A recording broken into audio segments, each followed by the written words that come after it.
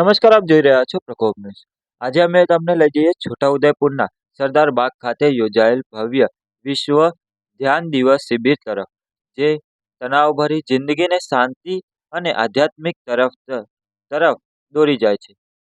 સંયુક્ત રાષ્ટ્ર સંઘ દ્વારા 21મી ડિસેમ્બર વૈશ્વિક ધ્યાન યોગ દિવસ તરીકે જાહેર કરેલ છે. તે પ્રસંગે ગુજરાત રાજ્ય યોગ બોર્ડ અને હિમાલયન સમર્પણ ધ્યાન યોગ પરિવારના સહયોગથી છોટાઉદેપુરના સરદાર બાગ ખાતે વૈશ્વિક ધ્યાન દિવસ શિબિરનું આયોજન કરવામાં આવ્યું.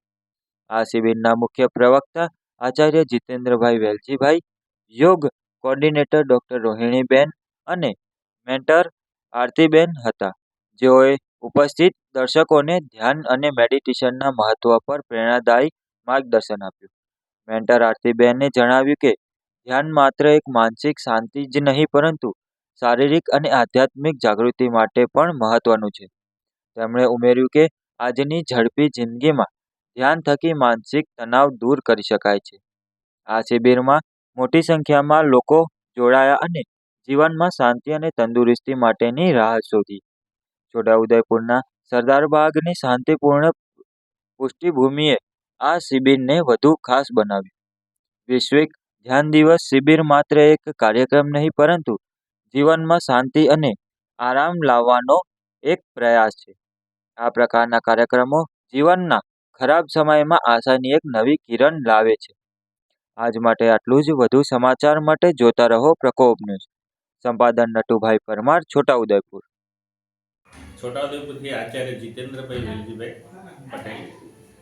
આજ યોગ દિવસ હતો, ધ્યાન એના માટે આપણે ભેળા થયા હતા. બરોડાથી સાધકો આવ્યા હતા અને બહુ સારો રિસ્પોન્સ મળ્યો.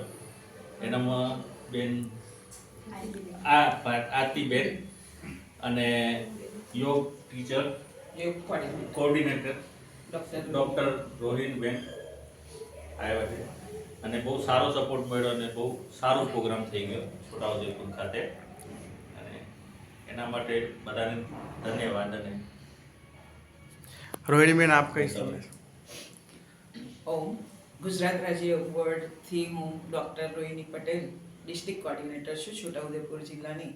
ને આજે વિશ્વ ધ્યાન દિવસ નિમિત્તેનો જો પ્રોગ્રામ રાખ્યો હતો, એ પ્રોગ્રામ બહુ સરસ રીતે પૂરો થયો અને સંખ્યા પણ સારી એવી હતી ને બધાને સારો એવો લાભ થશે ને બધા મેડિટેશન કાયમ માટે કરશે એવી આશા છે. અસ્તુ. આરતીબેન, તમારો અનુભવ આજના એન્કરિંગ વિશે? એટલે છોટાઉદેપુરમાં આજે વિશ્વ ધ્યાન દિવસ નિમિત્તે જે યોગ બોર્ડ સાથે ટાઈઅપ કરેલું છે, હિમાલયન સમર્પણ ધ્યાન યોગે, એના નિમિત્તે અહીંયા ટોક હતી. તો ટોકમાં ગુરુકૃપામાં ગુરુદેવે જ ખૂબ જ સરસ રીતે આખું ટોક સંભાળ્યું. એન્ડ દેન પછી 2 થી 3 સાધકો, મતલબ 2 થી 3 જણને બહુ જ ઈચ્છા થઈ કે અમે સમર્પણમાં જોડાવા માંગીએ છીએ. એન્ડ સ્વામીજીનું જે લાઈવ પ્રવચન હમણાં પણ ચાલી રહ્યું છે, એ એમણે જોયું અને તરત જ એમનો વોઇસ સાંભળતા એમણે એવું કહ્યું કે આ યોગી મહાત્મા પુરુષને વોઇસ સાંભળીને, એમના વચનો સાંભળીને આટલું બોડીમાં કંઈક ઇફેક્ટ થઈ રહ્યો છે. તો અમને આ જાણીને ખૂબ ખુશી થઈ કે અમારું અહીંયા આવવાનું ફલીભૂત થયું. સ્વામીજીનો પ્રચાર અહીંયા થયો. સ્વામીજી હવે એમના માધ્યમથી આગળ પણ આવી રીતે પ્રચાર કરાવે એવી ગુરુચરણની શુદ્ધ. આપણી સાથે રાજપીપળાના પૂર્વ આચાર્ય કૃષ્ણાબેન પણ છે, એ પણ આપણને 2 શબ્દ કહેશે. હા, નમસ્કાર.